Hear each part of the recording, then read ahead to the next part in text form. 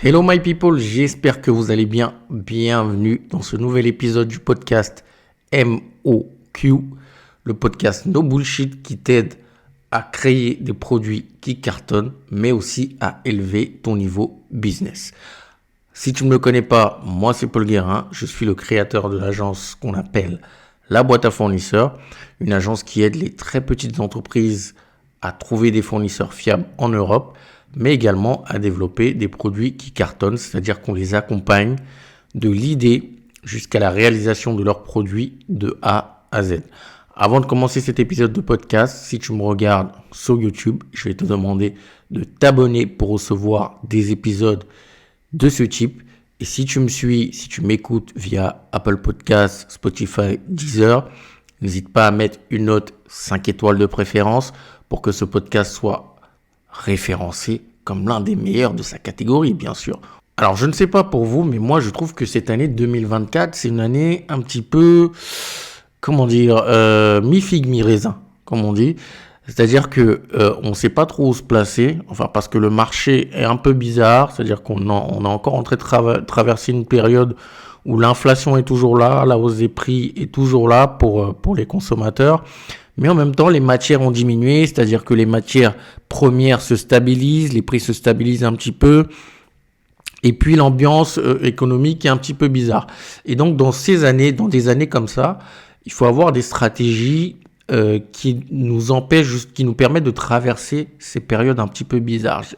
C'est pas une crise, mais en même temps, c'est pas une période de croissance. D'accord, c'est une période un peu où il faut faire gaffe à ne pas perdre beaucoup d'argent parce que la consommation est en baisse.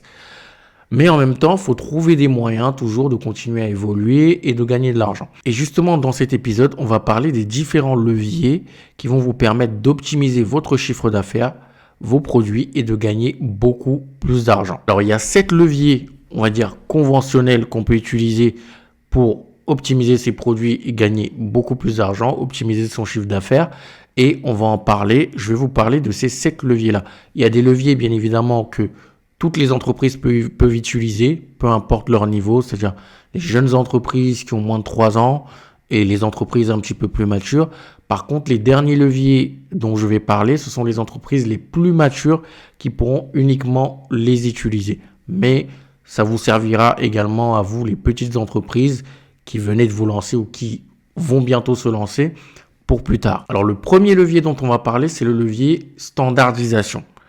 La standardisation, c'est quoi? C'est-à-dire, on va utiliser quasiment la même chose avec le même process. Si on prend par exemple l'industrie de la mode, il y a beaucoup de standardisation dans l'industrie de la mode. C'est-à-dire que vous avez un fournisseur qui produit plein de t-shirts, le même t-shirt, mais plusieurs marques, plusieurs entreprises vont l'acheter et juste mettre leur logo dessus.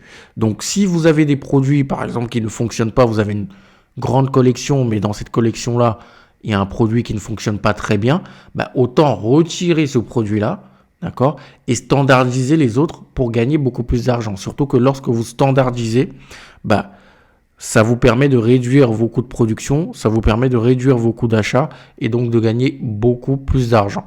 Donc ça, c'est le premier levier, la standardisation de vos produits. Second levier, le levier volume. Ça, c'est tout bête, c'est mathématique, c'est la base des achats, la base du business, quand vous faites du business de produits ou même avec des fournisseurs. Plus j'augmente les quantités que j'achète, plus le prix doit diminuer. Donc ça, c'est un levier de base. Donc si vous avez, vous, l'opportunité d'augmenter les volumes sur vos produits, le fournisseur, automatiquement, va vous faire un prix qui est beaucoup plus réduit que ce que vous aviez avant.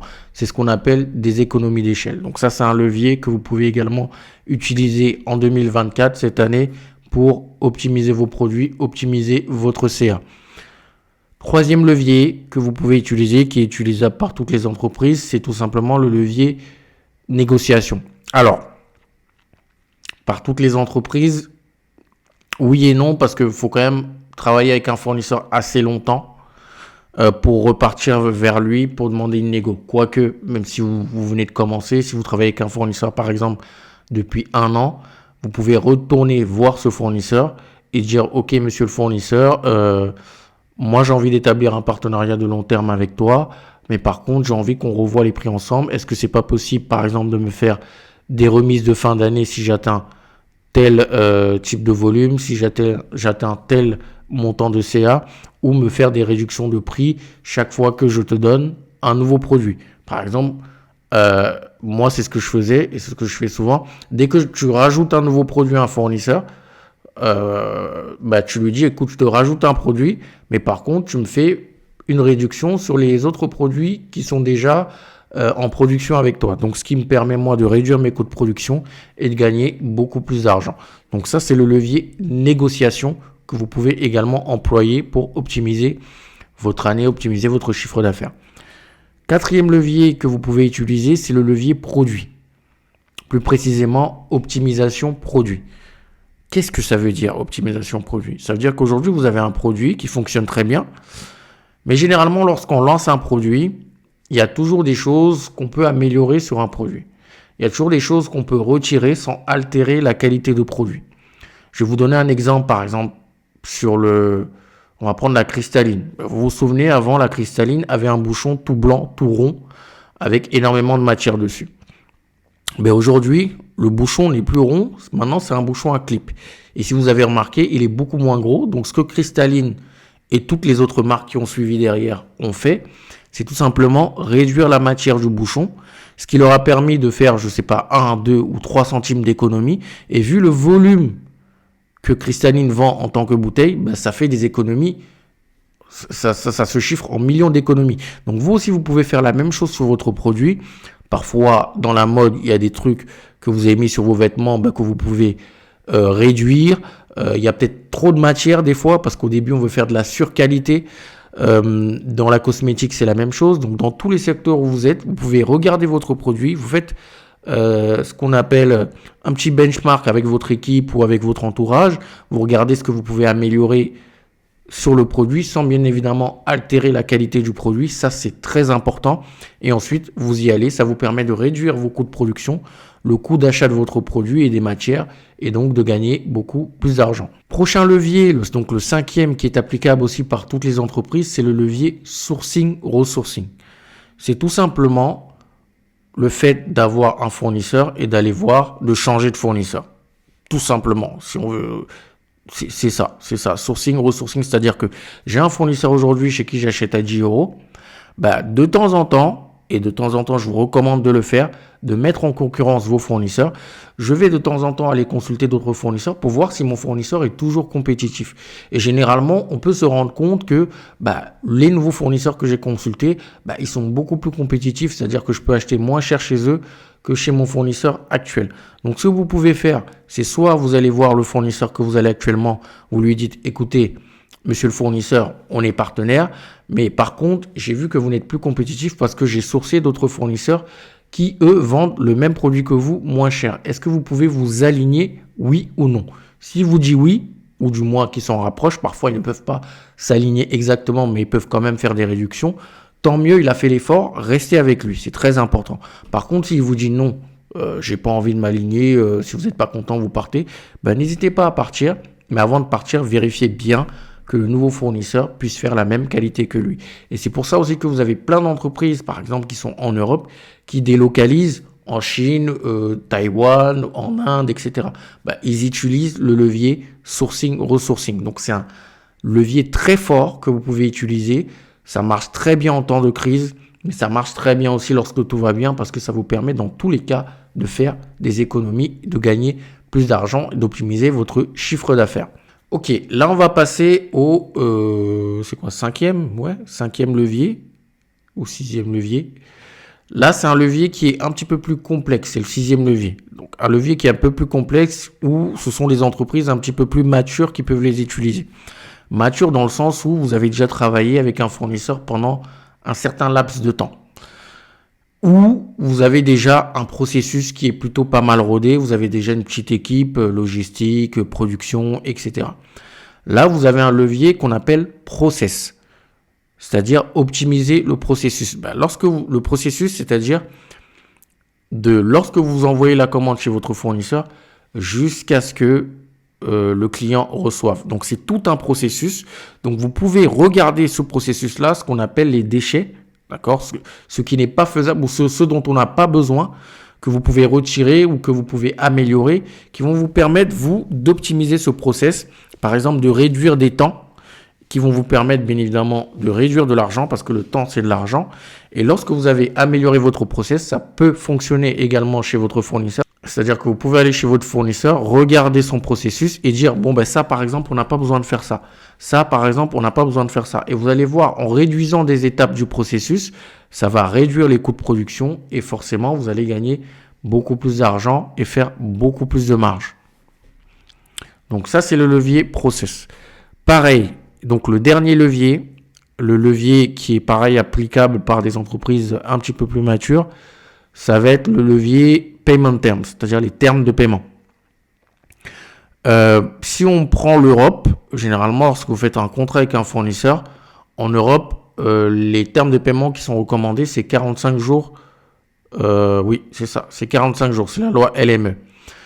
Ce que vous pouvez faire, vous, c'est deux choses. Soit vous réduisez, vous entendez avec votre fournisseur, vous réduisez les termes de paiement plus tôt, par exemple 14 jours. Il y a plein d'entreprises allemandes, par exemple, qui font ça, 14 jours. Vous dites, je paye plus tôt, c'est-à-dire que tu as du cash beaucoup plus rapidement, mais je demande une escompte. C'est-à-dire que si vous devez payer 100 000 euros à votre fournisseur, au lieu de payer à 45 jours, vous payez à 14 jours, mais le fournisseur vous fait par exemple une escompte de 3% ou de 5%. Parce qu'il a du cash beaucoup plus rapidement, donc il peut faire beaucoup plus d'opérations beaucoup plus rapidement. Ça, c'est quelque chose que vous pouvez faire. Mais au contraire aussi, vous pouvez rallonger les termes de paiement. C'est-à-dire que au lieu de payer à 45 jours, vous décidez de payer, je ne sais pas, à 190 jours ou 210 jours. Vous voyez avec votre fournisseur, généralement, si vous avez des fournisseurs qui sont plutôt stables, qui sont bien assis, des fournisseurs historiques, ils ont la capacité d'allonger les termes de paiement. Et certains font ce qu'on appelle de la facturage. C'est-à-dire que c'est la banque qui avance les paiements avant qu'ils ne reçoivent votre argent. Donc, si vous avez cette possibilité-là, vous pouvez également le faire. Vous, ça vous permet de garder du cash beaucoup plus longtemps et donc d'utiliser ce cash-là pour produire et de gagner beaucoup plus d'argent que si vous n'aviez fait le paiement en 45 jours. Donc, c'est une astuce, mais qui est un petit peu plus complexe et pour les entreprises qui sont beaucoup plus matures, qui peuvent utiliser. Et ensuite, j'ai un dernier levier bonus. Je vous ai dit 7 leviers, mais il y a un levier bonus. Le levier bonus, ça va être ce qu'on appelle make or buy. En anglais, en français, c'est faire ou faire faire. Lorsque vous êtes une entreprise, lorsque vous venez de vous lancer, je parle par exemple des artisans, il y en a beaucoup qui se lancent en faisant les choses eux-mêmes. Dans la cosmétique, ça arrive souvent. Vous avez plein d'artisans qui le font eux-mêmes aussi. Dans la food, ça arrive aussi beaucoup. Donc, vous pouvez choisir ou regarder, faire l'étude de faisabilité, c'est-à-dire, est-ce que ça va me coûter moins cher si je le fais moi-même ou si je passe par un fournisseur? Donc, pareil, pour les entreprises qui sont un petit peu plus développées, vous pouvez faire l'étude de se dire, est-ce que je ne peux pas internaliser ma production? C'est-à-dire que je le fais faire avec un fournisseur aujourd'hui, mais est-ce que ça ne peut pas me coûter moins cher? Pas sur le court terme, ça c'est sur le long terme. Si j'achète des machines moi-même et j'internalise toute la production en interne. Donc ça, c'est ce qu'on appelle make or buy. Donc lorsque vous faites cette étude-là, au final, vous voyez si ça vous coûte moins cher de faire produire par le fournisseur ou par vous-même. Et en fonction du résultat, vous décidez si vous internalisez ou si vous restez chez vos fournisseurs. Donc ça, c'est le 8e levier. C'est un levier bonus vraiment pour les plus capés, pour les entreprises les plus matures, mais aussi les artisans qui font beaucoup de choses à la main. Donc, c'est des leviers, voilà les 8 leviers que vous pouvez vraiment utiliser pour optimiser votre année, optimiser vos produits, votre chiffre d'affaires et gagner plus d'argent. Pourquoi? Parce que bien évidemment, lorsque vous allez réduire vos coûts de production, le but, c'est de ne pas changer votre prix de vente. Ce qui fait que vous allez augmenter votre marge et donc gagner beaucoup plus d'argent. Je vais récapituler donc les 8 leviers. Le premier levier, donc c'est le levier standardisation. Le second, ça va être le levier volume, donc augmentation du volume, baisse du prix, mathématiques. Le troisième levier, ça va être le levier négociation, donc ça c'est de la négociation pure. Le quatrième levier, ça va être le levier produit, optimisation produit. Cinquième levier, sourcing, resourcing. Sixième levier, ça va être tout ce qui est processus, optimisation de votre processus ou du processus de vos fournisseurs. Le septième levier, ça va être l'optimisation des termes de paiement. Et ensuite, le levier bonus, ça va être le make or buy, faire ou faire faire par un fournisseur. Voilà les 8 leviers que vous pouvez utiliser pour optimiser votre business cette année. Dites-moi en commentaire si vous avez déjà utilisé un de ces leviers. Donc, j'espère que cet épisode vous a plu et surtout vous a appris des choses. Si vous êtes sur les plateformes de podcast, n'hésitez pas à me le dire en commentaire. Et si vous êtes sur YouTube aussi. On se retrouve la semaine prochaine pour un nouvel épisode. D'ici là, portez-vous bien. N'oubliez pas de mettre 5 étoiles et de vous abonner pour recevoir des épisodes de ce type. On se dit à la semaine prochaine. C'était Paul. Ciao.